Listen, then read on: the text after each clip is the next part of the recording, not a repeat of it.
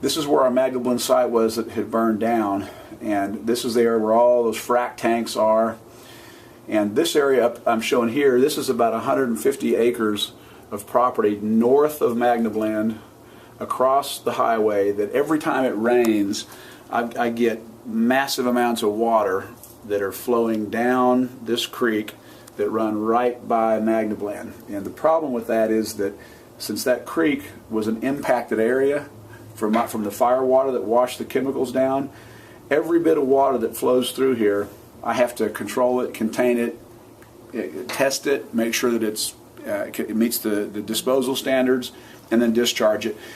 Every time it rains, we have to collect all that water, and that water is going down, washing across the property. We've collected here for a while. We were collecting right in front of Navarro College, but now because of the smells up there, now the water's coming all the way down over here, down this little creek bed into there's 3 ponds, and so we've got a north pond, a central pond, and a south pond, all of which have contained all of the rainwater to date.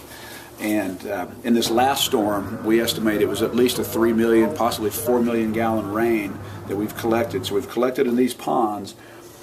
But what we're doing now, as I guess a precautionary measurement for the next storm, is we're doing 3 things. One, we're building what we call a modu tank. It's a man-made portable sort of a storage tank right here on our property, which is about a 1 million gallon capacity tank. That's under construction right now, and we hope to have that built by Sunday. What we would do is as the rain came in, we would collect it, pump it up to that tank to keep pressure off of these 3 ponds. The other thing we're doing is right over here next to this big pond, we talked to the landowner. He gave us permission to build another pond right here, and we're assuming that's going to be in about a 1 million gallon capacity water basin, so we can divert water to that pond to handle any excess water flow. But more importantly, what we're doing is right over here at the north side of our property, there's a culvert that runs into this property right here, taking all this water and feeding it down this ditch. What we're going to do right here is dam this up. We have permission with DOT to do this. We're going to dam this up. We're putting a big pump right here, and we've run pipe, an 8-inch pipe, all the way down here under the road, and it's going to bypass these ponds and then discharge on the south side of the ponds. And so the pump then, a 4,500 gallon a minute pump, will pull the water as it comes into this area. We'll have this dammed up. There'll be a freshwater pool here.